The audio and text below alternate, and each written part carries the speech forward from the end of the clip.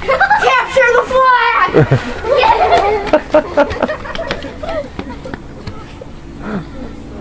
Look at this. It's capture Emma, you should do this with us. Oh, we're flashing. You see that kid in the too big shirt and the pink Crocs? Yeah, that's me at 10 years old. Subtly expressing my obsession with Percy Jackson. Now, at 23 years old, I have a degree in English and I'm so far unsuccessfully trying to get published. So how does my obsession with Percy Jackson relate to my career in writing? Well, you're about to find out. This video is the second installment in this series where I'm going through all my old writing and reading a few of the more memorable things I wrote at certain ages. This video is about 3rd through 5th grade, but if you want to watch my preschool through 2nd grade video, I'll link it at the end of the video. This little kid is me in 3rd grade, holding my writer's notebook, which was probably my favorite thing about school back then. At that age, I had actually just heard of Percy Jackson from a classmate that I didn't particularly write. So in my head, I made it out to be this stupid series that I would never give time to. So my writing from 3rd grade isn't actually going to be Percy Jackson related, but believe me, everything in this video after that, more or less, is going to be Percy Jackson related. So if you want to skip to the Percy Jackson stuff, go ahead. I'd like to set the scene of my 3rd grade writing with this. An excerpt from an autobiography that I had to write for class. Our teacher did this cool little thing where we kind of got to publish a book and get a hard copy of it. But yeah, here is part of my autobiography. It's actually the very last part. I love writing because you can make up your own characters. By the end of the school year, my writer's notebook will be filled with stories. I like to write when I get bored. I write fiction stories about animals. My favorite thing about writing in my writer's notebook is you can write about whatever you want in your free section and you can have your imagination go wild.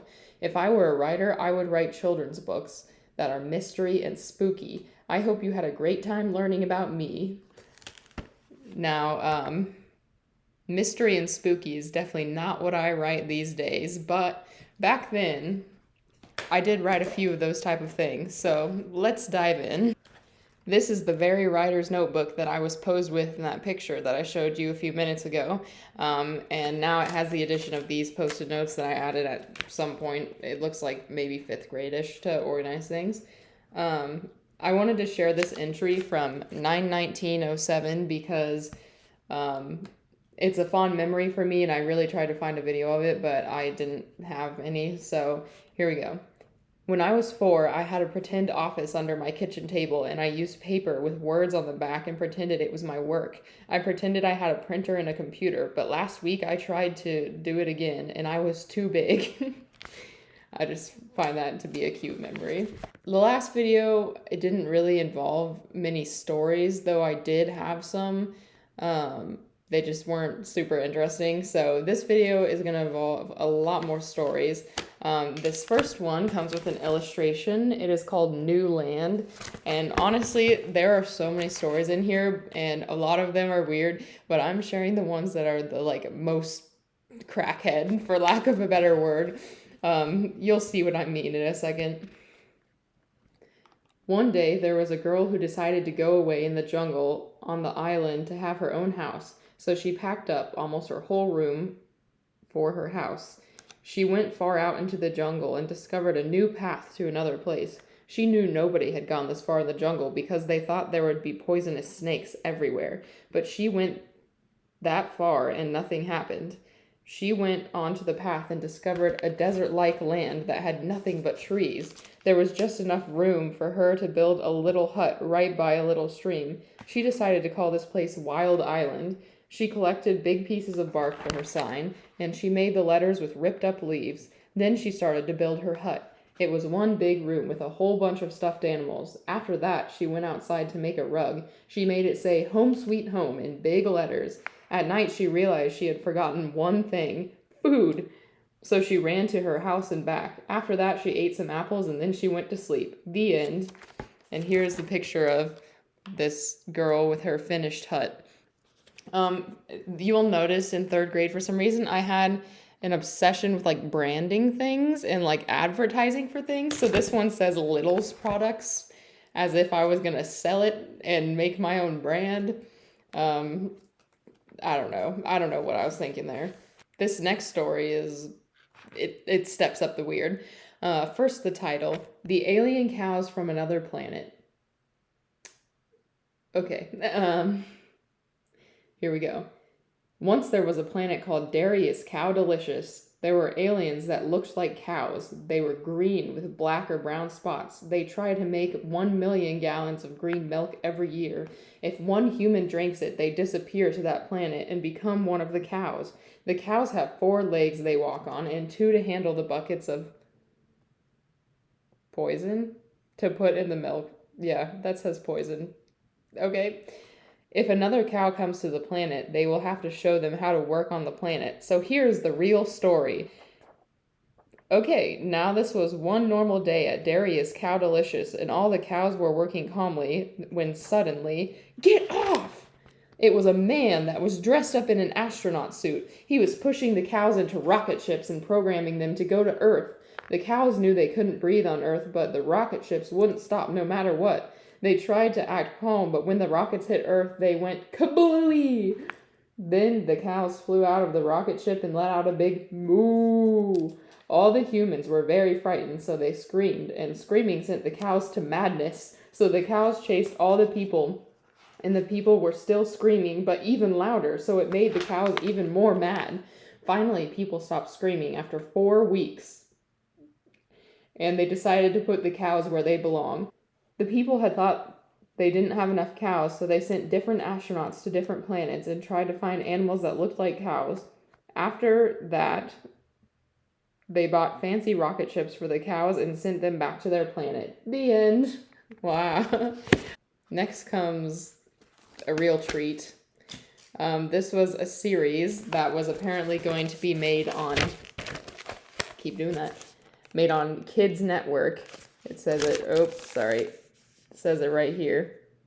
And this series is called The Crazy Days of Hullabalooza. What a name. Oh, and it airs every Thursday, apparently. So one day, a little girl named Hullabalooza was trying to convince her mom she could not go to school on the first day, but her mother made her. She was so mad as she grouched out the door with her bag with all her school supplies. She could not believe her mom was making her walk 2 blocks. A crime. She did not like walking because it made her legs hurt. Hullabalooza was only in kindergarten, and she already didn't like it because she had to walk to school every day. Hullabalooza remembered last year when she turned into the class guinea pig. It was the funniest day of her life. She had gotten to watch herself in pre-K doing all the silly little things a pre-K kid would do. After that, Hullabalooza thought that might happen again, and she would get to see herself as a kindergartner. She was finally excited for school. She ran all the way there without stopping. She didn't even complain how her legs hurt in class. After school was over, Hullabalooza ran to her house. When she got there, she was so excited to go write in her special journal because she had such a great first day. In her journal, she was going to write about how she made a new friend named Jill. Jill was 6, just like Hullabalooza, and she loved horses, just like Halla did. That day, Halla was looking out her window, and she saw Jill and her friend Daisy talking to each other. So Halla ran downstairs, and she ran right out the door to Daisy and Jill. You'll see what happens next time the show is on Kids Network. Great. Thanks, I guess. Here comes the crazy days of Hullabalooza Part 2. When she got outside, she ran to Jill and Daisy. When Jill saw Halla, she screamed, "I didn't know you lived here!" "Yeah, I do." Halla knew that Jill was excited, but Halla wasn't excited because she thought Daisy would like Jill more than Halla. The drama. But you know what, friends? They were all friends in the end. The end. I think the writers got a little lazy in episode 2, you know. They hit their stride in episode 1, but episode 2, not so. All right, this next one goes more to the evil cows side of things, though it's not about cows.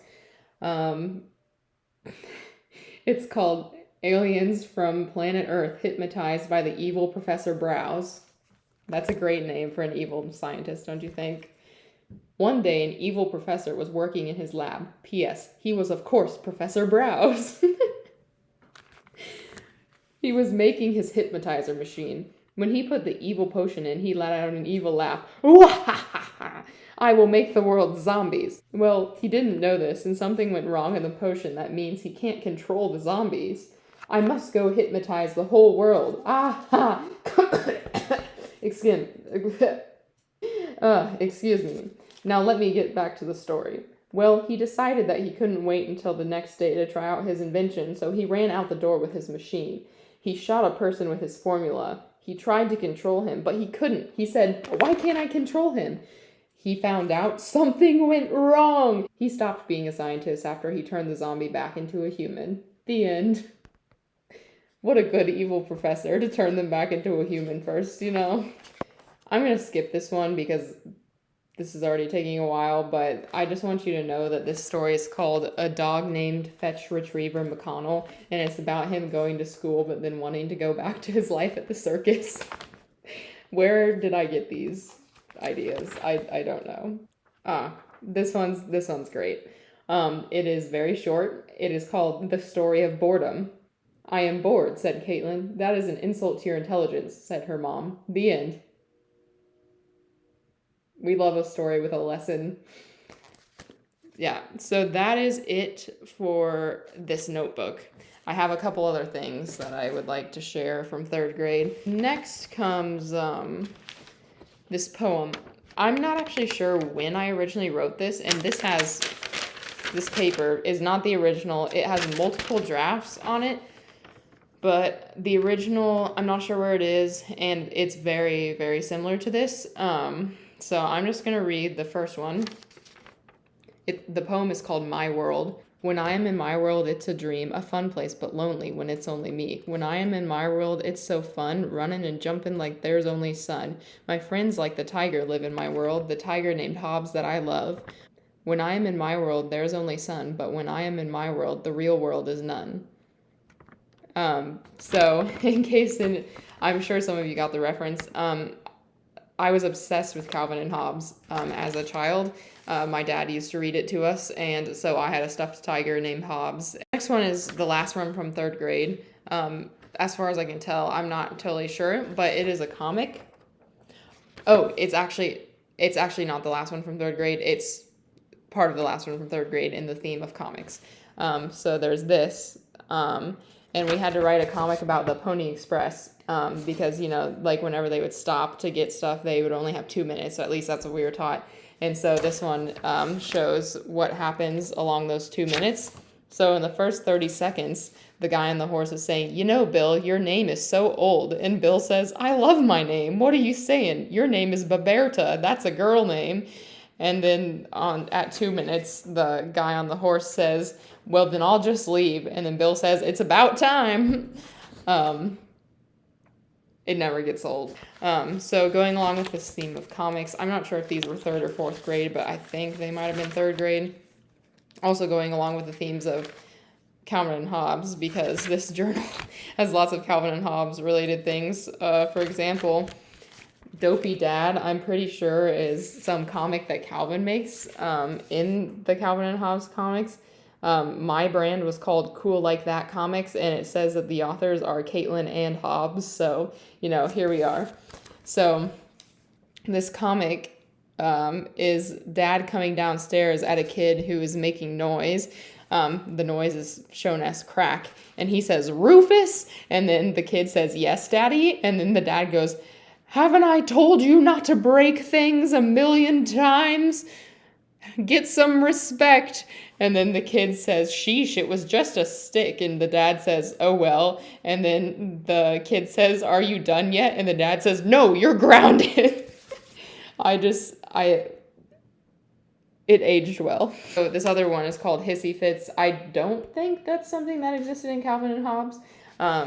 It's another fine comic by Cool Like That Comics. Authors and illustrators, wonderful Caitlin and fantastical Hobbes.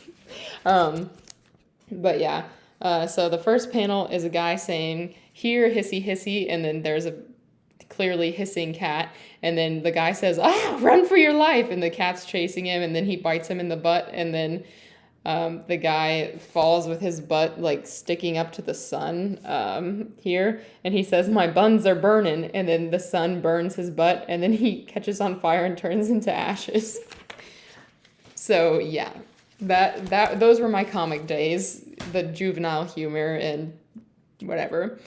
So now we're going to move on to 4th grade, and we're going to do this in a different way because here's the thing. One of my stories from 4th grade, and then one from 5th grade, maybe two from 5th grade. Or no, it's one from 4th grade, one from 5th grade, and one that I'm not sure when I wrote it. I'm going to save them to the end because they're the longest, so the people who care about like the long stuff can stay around. But from 4th grade, we're going to start with this because this was the peak. This was basically the beginning of my Percy Jackson obsession, which, started, I think, the summerish before 4th grade. So I got over that, like, I'm not going to read it because the person I didn't like read it and recommended it. But yeah, so this is a little entry from my 4th grade journal that I tore out at some point for some reason. But it's called, Is It Hard to Write Long Books? And notice that I spelled write incorrectly. I was not yet the English major that I am now. So this goes, I've always wondered how hard it is to write an 870 or 759 or 652 or 743 page book. Yes, it is. Phrasing was not right there. Anyway, J.K. Rowling has much talent. She wrote books all the pages I listed up there. She can write such an adventure, even if you fall asleep, you can't stop thinking about it. Rick Riordan does the same thing. His books aren't as long, but they are action-packed. I love the story of Camp Half-Blood fighting Kronos' army. I even made my own shirt. I actually made like 3 of them, but, I only had 1 at that point. I would like to write a long story and get it published. All I know is you have to work really, really, really, really hard to achieve that goal. These authors got style. Here is me just dreaming of being an author. And that's like really, I think 3rd grade maybe sort of counts as like me dreaming of being a published author, but I think 4th grade is really when it set in. So this is my school journal from 4th grade, and there's only really one like notable thing in here, meaning like funny. And it is called I'm a Girly Pony #2. I wrote I'm a Girly Pony #1, I think, in 3rd grade, but it's not that good. So I wanted to share this. And first, just this brilliant illustration of this pony saying girly. I love it. So here's how it goes. Hi, you've met me before. I'm a girly pony. I love shopping and I'm rich. Plus, I'm an addict of pizza and chicken. Not a lot of other things, but apple juice. It's so awesome. I met this dude in Utah, Provo to be exact. He likes me, at least I think. He looks great in pink. He's going to take me places, I tell you. My mother thinks I am too young, and LOL, I'm 21. She is too sensitive. So, I saw this book about a book about a book about a book. It was called 4 Books in 1. My boyfriend thought it was cool, so he checked it out. Well, I am looking for more adventures, so bye-bye for now. A true classic. If that wasn't indicative of our generation, I don't know what is. So now we're moving on to 5th grade, before a bunch of Percy Jackson stuff works its way in. So I was reading Harry Potter for the first time in 5th grade, which means that the thing I just read must have been from 5th grade. Anyway, whatever. So this is September 14th, 2009. We had to write a letter to our teacher most weeks about the book we were reading and some of our thinking about the books. And I just want to say I was reading Harry Potter and the Prisoner of Azkaban. And at the end, I said, I also really want to find out who sent Harry his firebolt. I think it was Sirius Black. So, yeah, A+ for predicting the plot. Now, the moment you've all been waiting for. We delve into my Percy Jackson obsession, shown by this, my little vintage Percy Jackson journal. They sold this for a very short period of time. I'm not exactly sure when I bought it, but obviously, that's a silly thing to say because my first entry is dated June 20th, 2009, and I think it's pretty obvious that I started writing in it that day. I'm not going to read the first entry. It's basically just saying I'm either Athena or Poseidon material. My second entry, on the same exact day, is my pure mortal brother thinks my demigod problems are stupid. 3 people I know are demigods. I just got claimed 30 minutes ago and my brother didn't see anything. Poseidon, just like I thought. Maybe I could get some armor now that I know. I'll have a lot of monster problems now that I was claimed by a powerful god. No Medusa for 24 years because Percy killed her 5 years ago. Alright. Hopefully I'm not at a famous place when monsters attack. I wish that I would get a quest and bring 2 friends' names. Another sort of friend, is too gross and stupid. Blank is probably Hermes, and blank is probably Poseidon. Sometime we ought to sword fight. Sometimes people judge me because I'm kind of crazy about being a demigod. I wish I could talk to Rick. He could talk demigods with me, and then I could have, like, a nice, relaxed demigod year. Rick is, like, my star. I have dreams that I meet him, and he is so awesome. So, yeah, you can see that that obsession was really running rampant at that point. It hadn't just started or anything. It was really going. This one, my first run-in with a monster on June 21st, 2009. This opening sentence. My brother's farts are covering up my aura? I don't know. A little, so I only had one monster. Last night I had a drachna, I have no idea how to say it, come in my house. Unfortunately, I went downstairs without my swords, and I had to trick her into chasing me upstairs. I ran in my closet and shut the door, grabbed my sword, opened the door, and then the creature was right there, and poof, she was dead. It was scary, but I had luck because she was so stupid. Sometimes I wish I could slice up my brother, but as I said, he's pure mortal and can't be affected by celestial bronze. Trust me, I've tried. Alright. Just getting some anger out there, I guess. After a brief thing complaining about my brother, I said, I like the half-blood life besides the risk of dying a painful death. Percy was in some pretty tough situations, but he was lucky and got through them. My brother wouldn't survive many battles because he's so weak. I really needed to vent that day, I guess. We're going to fast forward because a lot of the next few entries aren't really very creative. It's kind of me listing things I'm learning about Greek mythology with a couple of little anecdotes about my demigod life. But we're going to move on to this because I think it's funny. December 10th, 2009. So I was going to turn 11 soon, but not quite. Yo, I found some golden drachma. Turns out the Gray sisters serve in Missouri now. Well, anyway, Chiron texted me. Why text? I don't know. Saying I have 6 half-brothers and 8 half-sisters. Camp's really busy. The new prophecy is coming up, and Chiron thinks it's me, since I'm the first Poseidon child since Percy. I'm not saying I want it to be about me, but it very well could be. Might not write back until Christmas. No need to worry. Then we go to my 11-year-old review of the Percy Jackson movie when it first came out on February 13th, 2010. I saw the movie of The Lightning Thief last night. It was so different from the book. I still liked it though. P.S. They were in high school and they could all drive.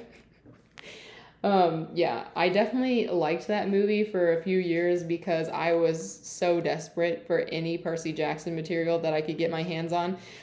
Me and my brother used to meme the heck out of it though, which shows that we didn't like it like that much because we knew the books were better. But here is my last entry from 5th grade in this journal, but there's plenty left for other things, as you can see. So this was on Monday, April 26th, 2010.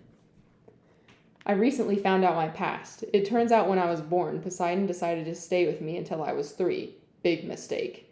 Since he stayed here, Kronos' army stalked us like the paparazzi and sent monsters on me. Like Percy, I strangled a snake, a copperhead, when I was about 2. Zeus sent lots of tornadoes on us, but was nervous to actually hit us because of Poseidon's wrath. I've been his favorite child since Percy, but unlike him, he stayed with me ever since the removed rule of no contact of your child. Thanks, Percy.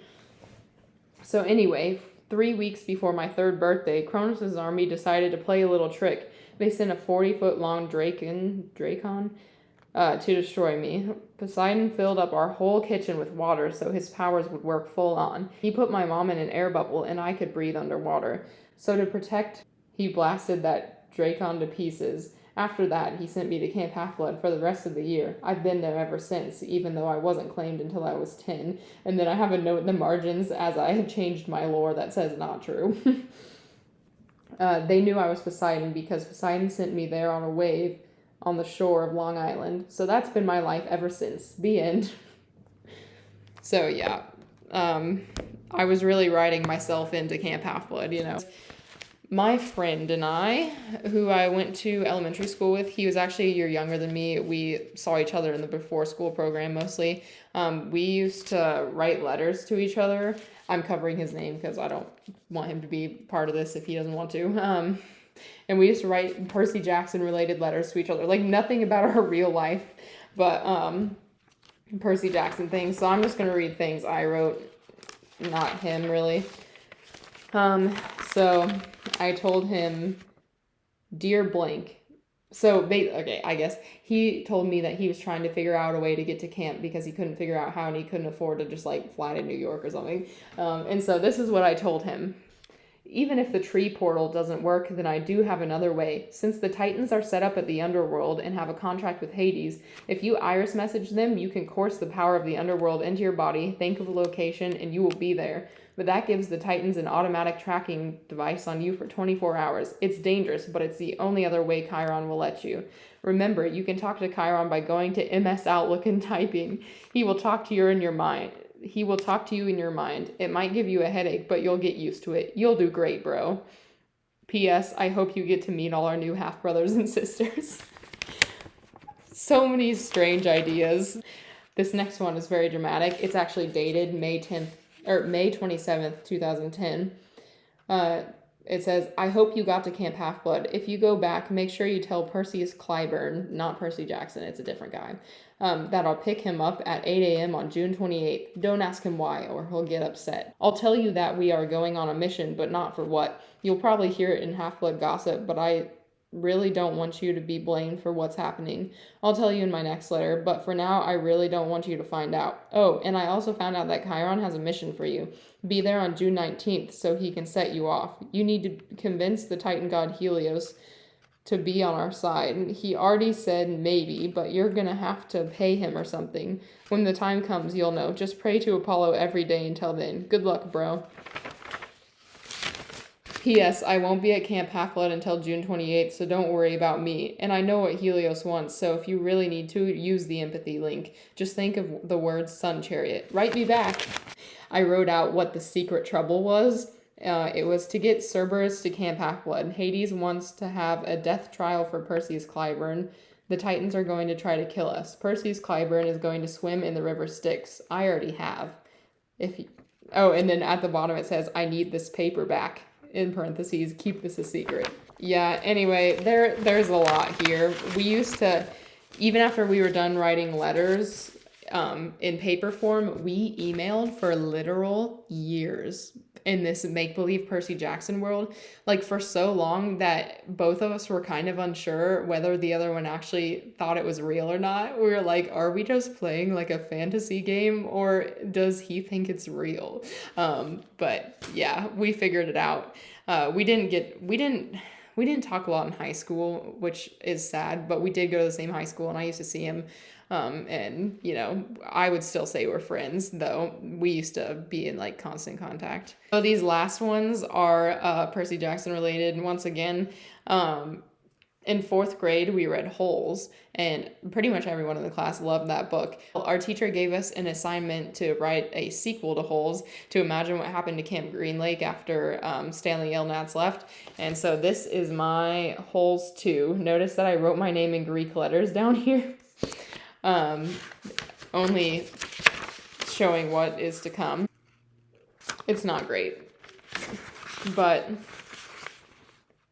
basically what happens is I explain in the beginning as a little like setup. 15 years after Stanley Yelnats got released from Camp Green Lake and it was closed down, he started a camp for kids who had ADHD and dyslexia. And then I explained the geography of Camp Half-Blood kind of. And yeah, so then I'm like, soon enough, they had a few campers in each cabin. And sure enough, this is where the adventure starts. So the kids in this story are children of Hermes. So Connor and Travis Stoll are featured. So here's how it goes. Hey, come here. Come on, everyone. I need to tell you about Capture the Flag tomorrow night, yelled Mr. Yelnats. Okay, tomorrow night we will be playing Capture the Flag. You know the rules. The creek is the boundary line, and the odd cabins in the west woods, the even cabins in the east woods. Make sure you have your armor ready. You can go back to whatever you were doing before, said the other counselor, Mr. Daniels. Mr. D. Well, that was interesting, said Jackson from Cabin 2. Maybe we'll win this time, said his twin sister Jaden from Cabin 6. I don't think so, said Jackson. The odd-numbered cabins are pretty tough. That's okay, bro. You know we can win. You just have to have confidence. Yeah, whatever. Go hang out with Maddie or something. Okay, whatever you say, bro, mumbled Jaden. I just realized... So there's actually no like supernatural element of this. So there aren't actually half-bloods. They're just kids with ADHD and dyslexia living in cabins. But they're still characters named Connor and Travis Stoll. So after Jaden was gone, I went to find Travis and Connor, also twins from my cabin. I found them trying to convince Manny from Cabin 7 to lose the game of Capture the Flag. No way, dude, I said as I walked to Cabin 2 with Connor. I can't believe you even tried, I yelled. He's gonna try to beat you up even more now. Nope, said Connor. A few days ago we made a truce, forced by Mr. Yelnats and Mr. D, said Connor. He started walking off to Cabin 2 even quicker, now mumbling as he went. All right, Travis is shown the first time the next day.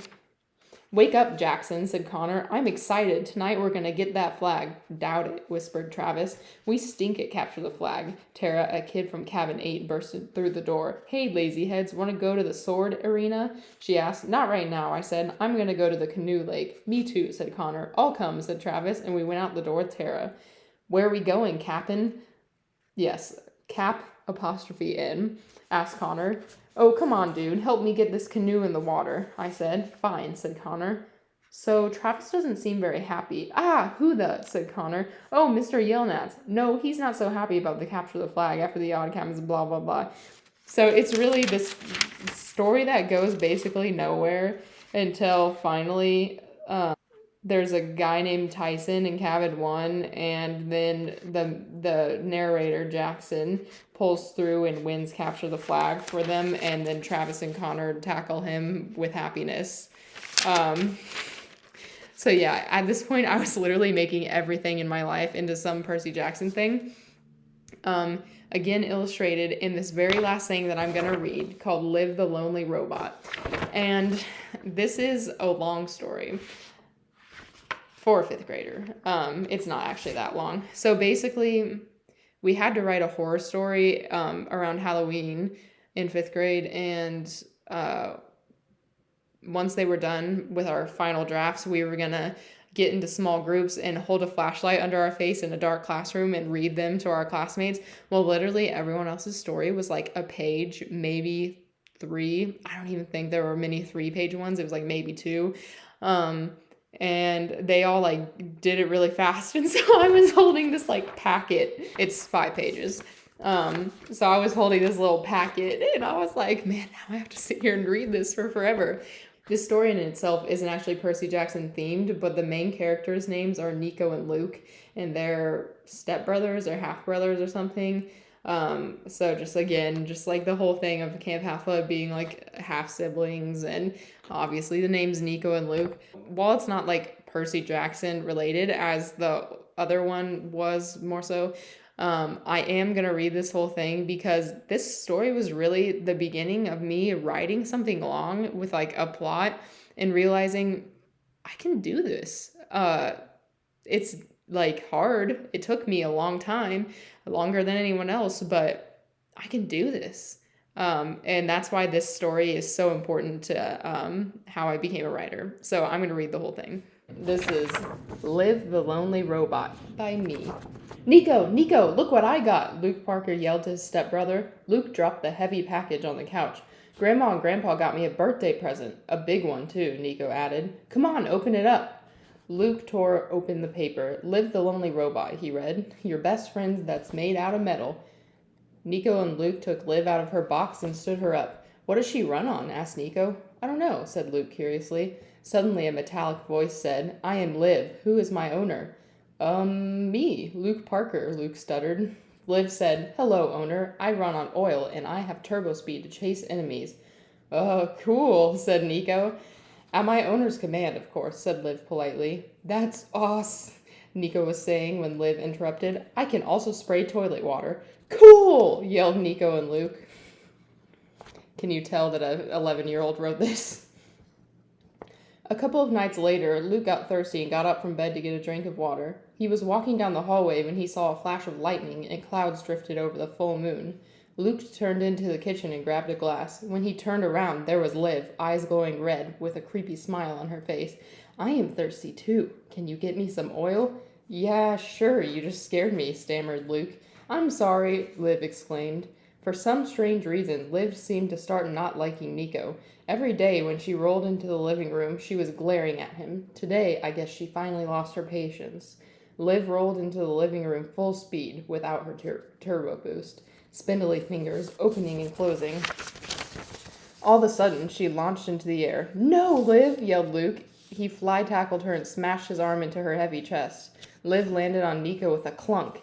As soon as Luke got off and pulled his arm out from underneath her, she rolled into the kitchen. Nico, are you okay? Luke asked frantically. Nico opened his eyes. What happened? He asked dreamily. The next day, when the boys were walking to school, they were talking about what happened. Liv apologized to you, said Nico. She didn't mean to break your wrist. I know, but I still don't understand why she tackled you, added Luke. Yeah, me neither, murmured Nico. The boys crunched through the woods. The rest of their walk was silent. That night, Luke scrambled through the house, laser light in hand. Liv was chasing him. Her red eyes were brighter than ever, like searchlights. Luke hadn't noticed until now, but he was at a dead end. What am I gonna do? What am I gonna do? He whimpered under his breath.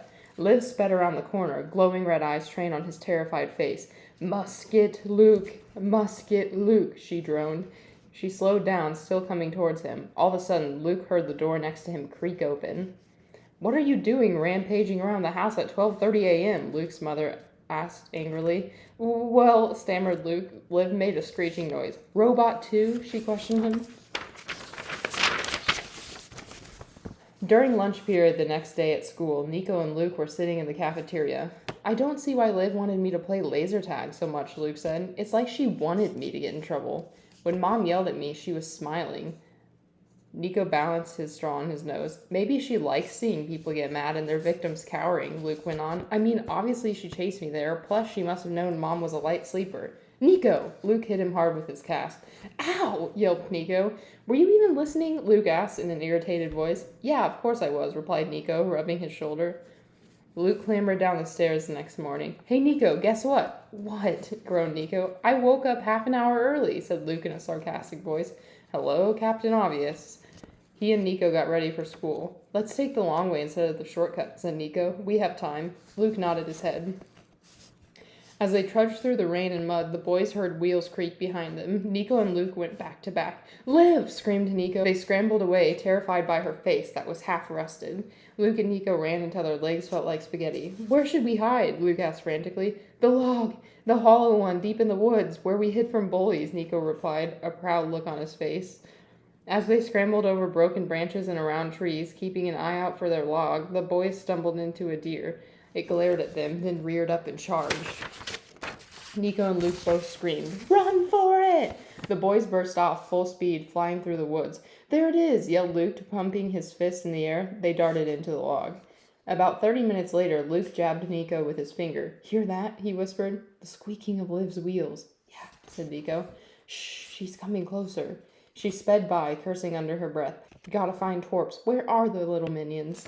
The boys heard putting, like her turbo boost was breaking down. 15 minutes after she went by, Luke and Nico walked to school, using the rest of their energy. They were already about an hour late. When Luke walked into his classroom, his teacher yelled, Where have you been? Why are you all muddy? And you're soaked. You must be freezing. Luke hadn't thought about his appearance. Well, I got chased by... His voice trailed off. Go down to the nurse's office and get some dry clothes, she demanded. When Luke got to the nurse's office, she yelped, What on earth happened to you? Luke got on dry clothes and went back to class. As the day droned on, Luke barely heard anything the teacher said. He was too busy thinking about what to do with Liv. What am I supposed to do with Liv? Why is she attacking us? Should I tell Mom? The bell rang. I don't know what you and Nico did before school, but I don't want to see this again, said his teacher. He left the room. When Luke and Nico got off the bus, they ran inside to Nico's room. What should we do? Nico asked. The door burst open. It was Liv. She glared furiously at them. You'll never escape me. The boys made it through dinner, staring into each other's eyes. Their mom didn't seem to notice anything unusual. When they rushed back to Nico's room, she thought they were doing a secret club. I have a plan, said Nico in a hushed but excited voice. Tonight, while she's sleeping, we'll cut her circuits into shreds. Great, Luke said. Have your sharpest scissors ready. Let's get to bed before Mom gets on to us. At midnight, Luke crept out of his room. He was scared, but he knew he had to do it for the safety of his family. Are you ready? Asked Nico. Yep, said Luke. They crept toward her and then tugged open her circuit panel. Take over the world. Boss proud. Live, she said dreamily. Hurry, urged Nico.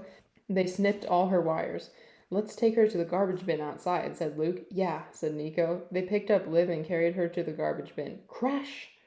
Oops, let's hope that didn't wake anyone, said Nico. As the boys walked in for breakfast the next morning, their mom asked, Where's Liv? I have no idea, said Luke innocently. Maybe she fell in a garbage bin, suggested Nico. The boys laughed.